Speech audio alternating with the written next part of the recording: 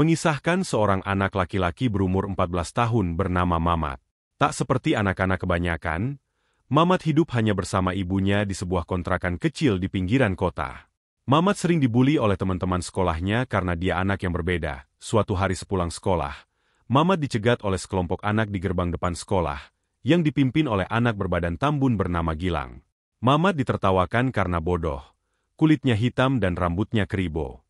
Mereka menyebut Mamat anak haram karena tidak pernah melihat ayahnya. Tak hanya itu, bahkan anak-anak nakal itu juga mengatai ibu Mamat dengan sebutan perempuan bodoh dan murahan. Mendengar hal tersebut, jelas membuat Mamat naik darah. Selama ini dia tak masalah jika orang-orang menertawainya atau mengatainya macam-macam.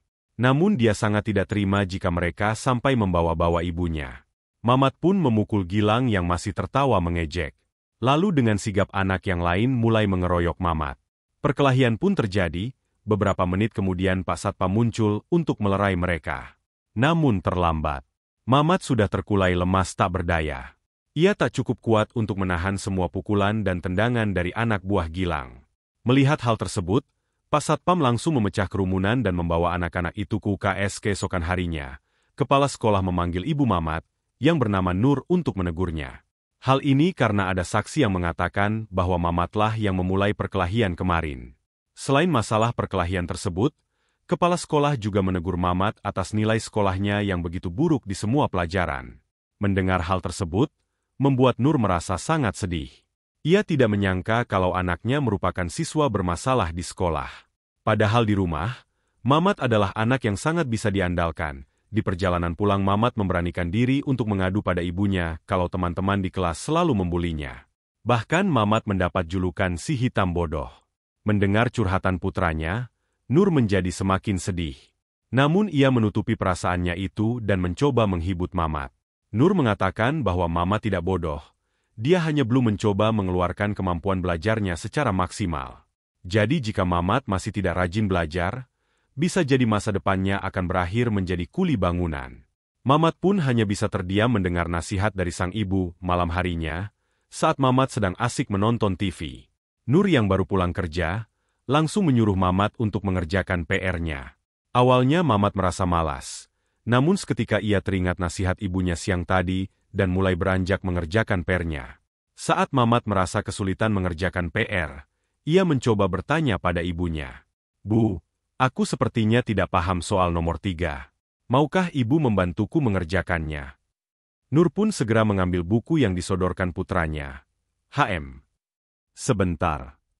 Sepertinya mata ibu bermasalah. Mat, tulisan di bukumu terlihat buram. Kamu kerjakan sendiri saja ya." Nur berpura-pura dan mencari alasan sambil mengembalikan buku itu pada Mamat. Mamat pun memfokuskan pandangannya pada tulisan di bukunya. "Iya ya, Bu. Aku juga sebenarnya merasa semua yang aku tulis selama ini terlihat tidak begitu jelas." Mendengar ucapan Mamat, membuat Nur menyadari kalau putranya mempunyai masalah dengan penglihatannya. Keesokan harinya, Nur membawakan kacamata yang ia beli sepulang kerja. Mamat pun mencoba kacamata tersebut.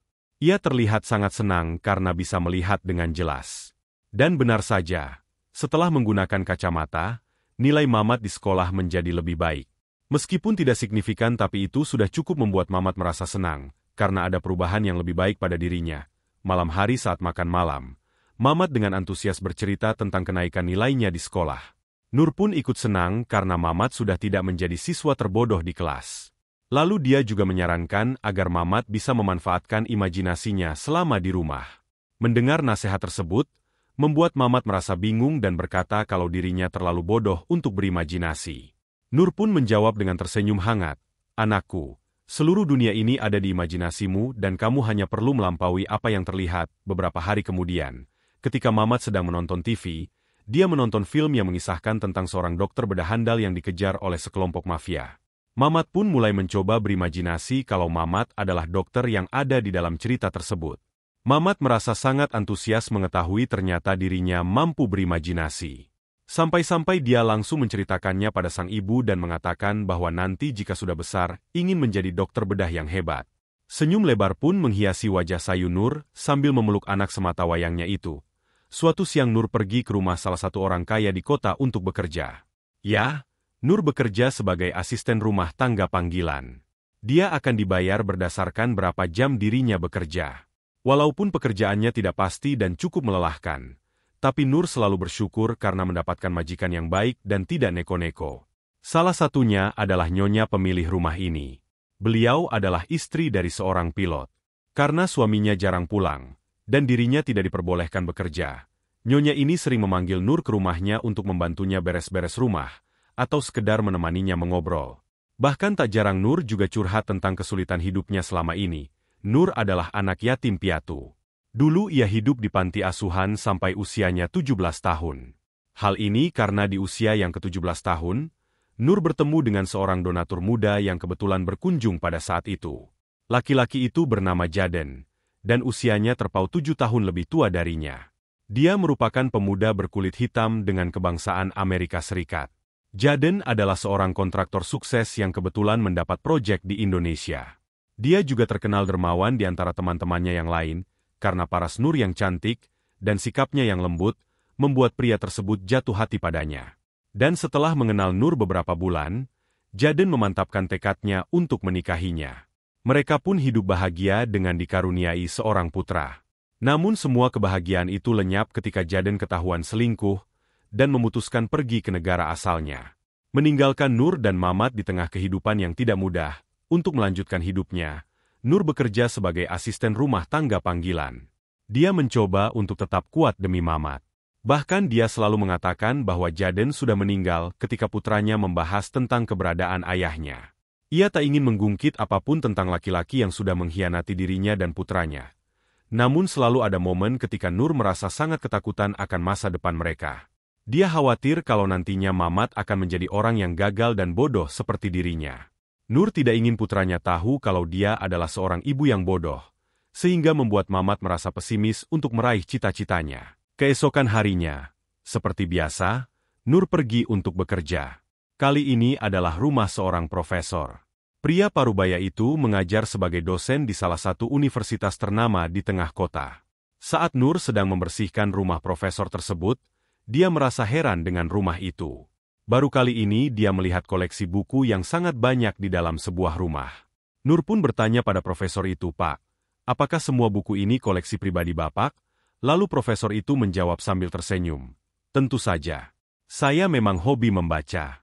Dan kamu tahu, semua buku yang ada di rumah ini sudah selesai saya baca." Nur semakin terkagum mendengar jawaban tersebut. Di batinnya tersirat ingin sekali Mamat menjadi orang pintar dan hebat seperti Pak Profesor. "Kamu tertarik dengan buku juga, Nur?" Pertanyaan profesor memecah lamunan Nur. Nur pun menjawab dengan malu-malu, "Saya tidak lancar membaca, Pak. Jadi kadang terasa pusing jika harus membaca terlalu banyak." Profesor pun menanggapinya dengan tertawa kecil. "Hahaha. Kamu lucu sekali. Tapi apa kamu punya anak?" "Saya punya seorang putra. Namanya Mamat. Dia kelas 2 SMP sekarang." "Pak, ada apa ya?" Nur pun sedikit bingung karena tiba-tiba profesor menanyakan hal tersebut. "Tidak apa-apa. Aku hanya sedikit kepikiran ingin meminjamkan beberapa bukuku untuk anak-anak muda." "Apa Mamat suka membaca?" tanya profesor sembari melihat-lihat salah satu rak bukunya. "Saya belum pernah memberikan buku selain buku sekolah pada Mamat, jadi saya kurang tahu dia suka membaca atau tidak." Jawab Nur ragu-ragu. Profesor mengambil kursinya dan duduk dengan santai. "Kalau begitu, bawalah beberapa buku dari rumahku. Atau bila perlu ajaklah anakmu sesekali kemari saat dia sedang libur." Nur pun mengiyakan tawaran tersebut dengan perasaan amat bersyukur. Sepulang dari rumah profesor, ia mendapati Mamat sedang rebahan sambil menonton TV. Ciri khas anak muda zaman sekarang memang. Melihat hal itu, Nur langsung mematikan TV dan menyuruh Mamat untuk membaca buku yang ia bawa. Bahkan Nur membuat target untuk membaca 2 buku selama 1 minggu. Mendengar perintah ibunya, Mamat jelas merasa keberatan. Apalagi buku yang disediakan setebal sandal nunung. Namun apalah daya, Mamat sudah berjanji untuk tidak menjadi anak malas. Dia tidak mau dikatai sebagai si hitam bodoh lagi. Akhirnya dia pun menuruti perkataan ibunya. Hari-hari pun berlalu. Mamat yang awalnya tidak menyukai buku, kini mulai mengakrabkan diri dengan jendela dunia itu. Ia yang awalnya malas untuk ke perpustakaan, kini menjadikan perpustakaan sebagai tempat favoritnya. Bahkan acara TV dengan tema pengetahuan lebih disukainya daripada acara TV yang sifatnya hanya hiburan. Sementara itu di sekolah, kini Mamat menjadi siswa yang paling menonjol. Karena kecerdasannya, dia mampu menjelaskan tentang banyak hal yang sedang dibahas tiap babnya. Bahkan dia juga lanjut ke SMA unggulan di kota dengan jalur prestasi. Nur yang melihat hal itu merasa sangat bangga pada Mamat. Tak disangka putra sematawayangnya yang dulu sempat menjadi bahan ejekan di sekolah karena bodoh, sekarang menjadi siswa yang bisa mengharumkan nama sekolah. Tapi di balik itu semua ada saja yang tak menyukai Mamat. Salah satunya adalah guru matematikanya, Bu Ida. Entah punya masalah apa dengan Mamat, Bu Ida terlihat sangat tidak menyukainya. Padahal jelas-jelas nilai matematika Mamat selalu di atas rata-rata. Namun Bu Guru satu ini selalu bersikap mengintimidasi dan rasis pada Mamat. Di kelas, ia memanggil Mamat dengan sebutan item IBO, yang artinya hitam kribo. Bahkan sebutan itu dia lontarkan dengan nada mengejek. Untungnya Mamat yang mencoba menjaga reputasinya sebagai siswa beasiswa, tak pernah mempermasalahkan hal tersebut dan menganggapnya sebagai candaan. Namun Nur yang menyadari hal tersebut, jelas tidak terima mengetahui anaknya mendapatkan perlakuan tidak adil. Alhasil Nur mengajak Mamat pindah ke ibu kota. Berharap mereka mendapatkan perlakuan yang normal, mengingat warga ibu kota biasanya memiliki sikap yang lebih terbuka, namun kenyataan tak seindah harapan. Di sekolah barunya, Mamat justru selalu mendapat hinaan dari temannya yang bernama Tommy. Dia selalu menghina Mamat karena seragam yang dipakainya terlihat sudah lusuh. Bahkan Mamat mendapat julukan baru, yaitu pengemis hitam. Padahal Mamat tak pernah sekalipun mengemis. Sebagai anak yang memasuki usia puber, Mamat merasa harga dirinya tercoreng. Dia merasa terhina ketika pakaiannya selalu direndahkan oleh temannya dan disebut pengemis. Sehingga begitu tiba di rumah, Mamat langsung minta dibelikan seragam baru dengan bahan terbaik. Namun ibunya menolak dengan alasan bahwa seragam yang selama ini ia pakai adalah seragam dengan kualitas terbaik. Mendengar jawaban ibunya, Mamat pun marah karena kecewa. Ia pun pergi meninggalkan ibunya yang masih termenung. Melihat sikap Mamat yang tidak biasanya, Nur pun memutuskan untuk memakai uang tabungannya untuk membeli seragam baru. Nur tidak ingin pendidikan anaknya terganggu hanya karena masalah pakaian keesokan harinya. Mamat yang melihat seragam barunya, kembali merasa kecewa. Hal ini karena pakaian yang ibunya belikan berukuran sangat besar. Apalagi saat ibunya mengatakan bahwa ia sengaja membelikan ukuran besar, agar bisa awet dipakai sampai lulus sekolah. Saking merasa kecewanya, Mamat pun menyuruh ibunya untuk membuang seragam tersebut. Nur yang merasa sikap Mamat sudah kelewatan, seketika emosi dan memarahinya. Namun Mamat tak mau kalah dan meninggikan suaranya. Adu mulut pun terjadi. Entah apa yang merasuki Mamat sampai ia berani melawan ibunya. Bahkan dirinya sampai mau memukul ibunya dengan remote.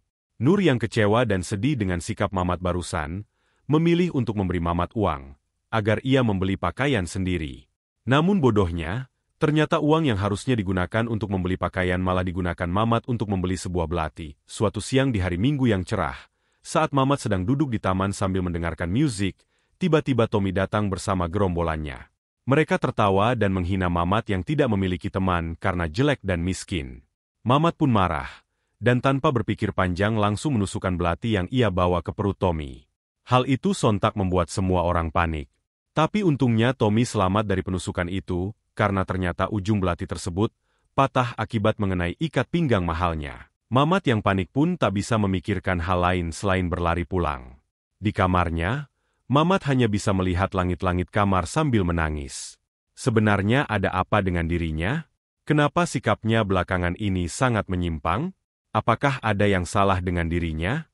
Apa yang harus ia lakukan setelah ini? Bagaimana kalau Tommy sampai melaporkan dirinya ke polisi? Arg. Mamat sangat kalut. Di tengah kekalutannya, tiba-tiba ibunya membuka pintu kamarnya yang lupa ia kunci. Ibu masuk ya. Mamat tak beranjak dari tempat tidurnya. Ia hanya bergumam, tumben ibu tidak bekerja. Tanpa memperdulikan pertanyaan Mamat, Nur duduk di sebelah Mamat yang sedang tengkurap di kasur. Sambil membelai kepala putranya, Nur berkata, "Kamu kenapa, Nak? Apa ada yang mengganggumu lagi di sekolah? Sini ceritakan pada ibu." Mendengar itu, Mamat semakin menangis sejadi-jadinya. Dia memeluk ibunya dan meminta maaf. "Maafkan aku belakangan ini, Bu. Aku baru sadar kalau semua yang kulakukan salah. Aku janji tak akan membentak ibu lagi. Aku janji akan jadi anak yang lebih baik lagi. Aku janji akan jadi anak yang selalu bisa ibu banggakan. Nur hanya bisa memeluk anaknya dengan erat sembari menahan air mata, beberapa tahun kemudian. Benar saja, Mamat membuktikan semua yang ia ucapkan bukan omong kosong. Setelah ia menyadari semua kesalahannya, Mamat kembali bangkit sebagai dirinya yang lebih baik. Dia berhasil mendapatkan beasiswa kuliah jurusan ahli bedah di salah satu universitas unggulan. Tak hanya itu, Mamat juga kini mempunyai seorang pacar yang bernama Sari, seorang mahasiswi dari jurusan musik. Suatu siang Mamat curhat kepada pacarnya kalau mata kuliah kimia baginya adalah sesuatu yang sangat sulit.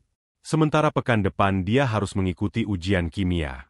Jika Mamat tidak lulus dalam mata kuliah tersebut, maka dipastikan beasiswanya akan dicabut. Mendengar curhatan pacarnya, Sari pun mencoba membantu Mamat belajar kimia. Ya walaupun Sari dari jurusan musik, tapi saat SMA, dia adalah kelas IPA. Mamat pun setuju dengan ide tersebut.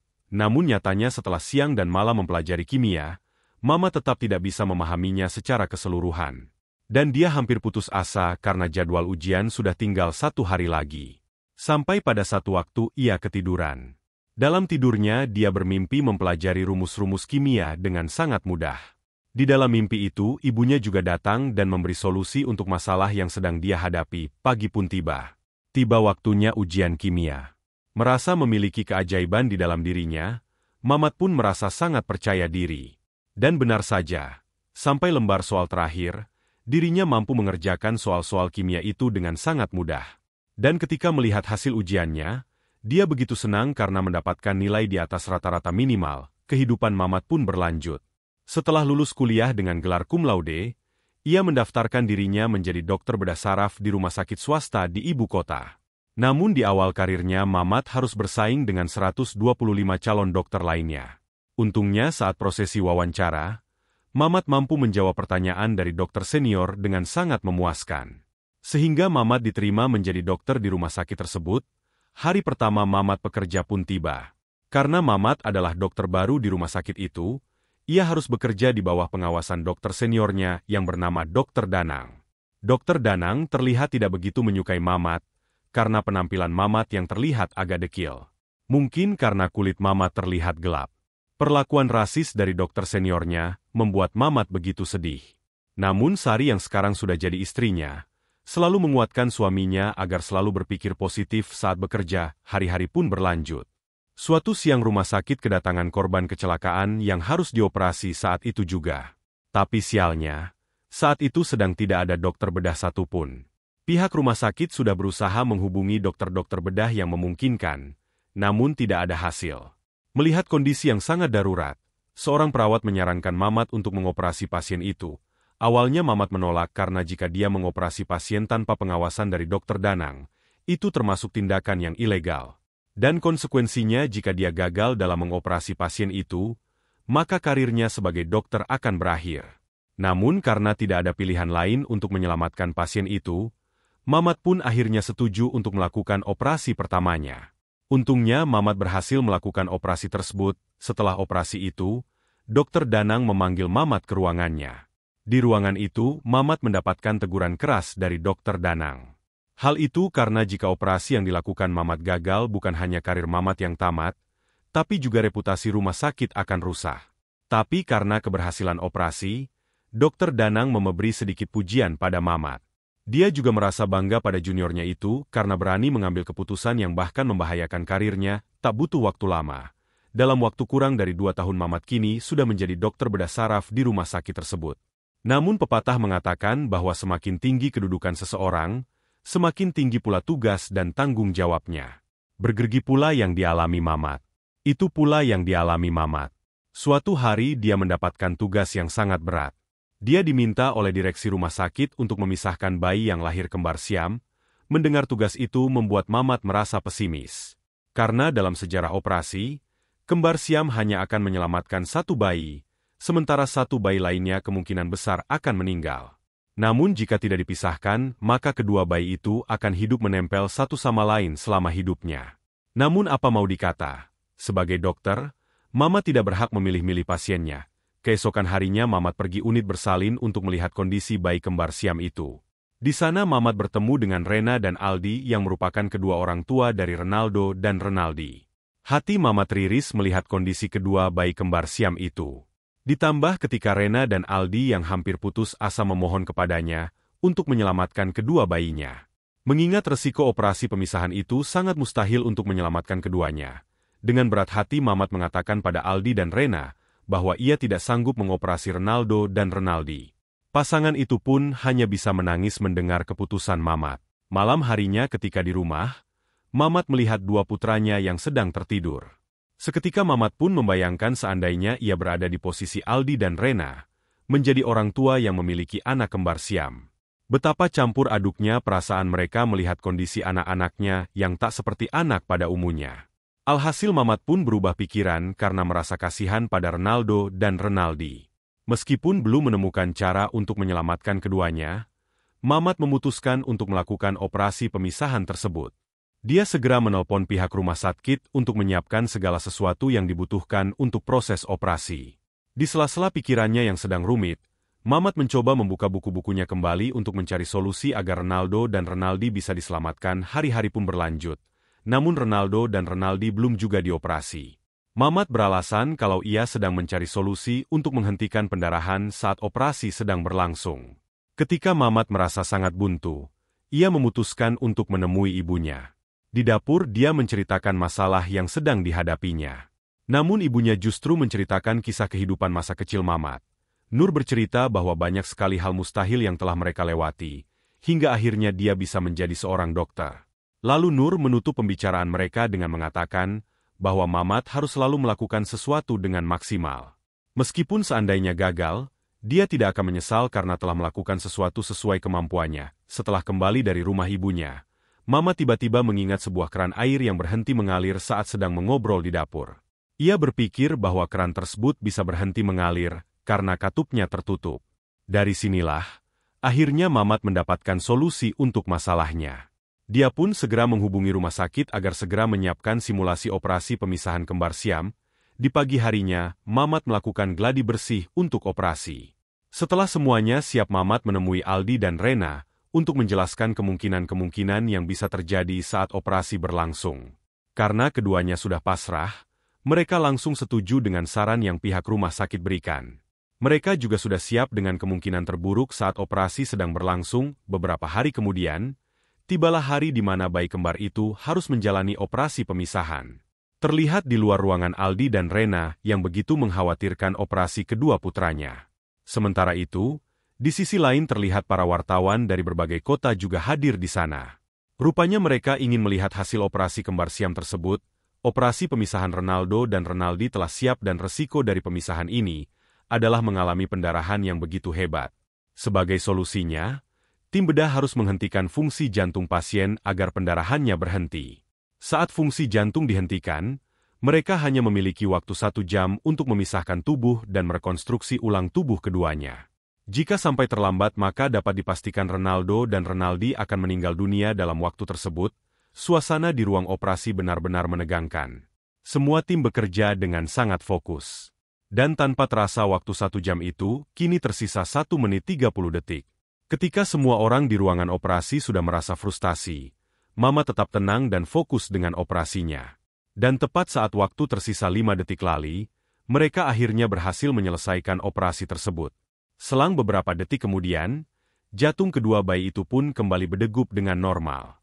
Dengan demikian, Mamat menjadi dokter pertama yang berhasil melakukan operasi kembar siam dengan selamat. Setelah keluar dari ruang operasi, Mamat menemui Aldi dan Rena untuk mengabarkan bahwa Renaldo dan Renaldi selamat. Air mata bahagia pun tak bisa mereka bending begitu-begitu mendengar kabar tersebut. Mereka mengucapkan begitu banyak terima kasih kepada Mamat. Selain itu, ucapan selamat juga diberikan oleh ibunya yang ternyata sudah berada di situ sedari awal Mamat melakukan operasi. Nur sangat bangga pada putranya karena telah berhasil membuktikan semua ucapannya selama ini. Pelukan erat pun mengiringi air mata-mata bahagia yang menetes dari kedua mata Mamat.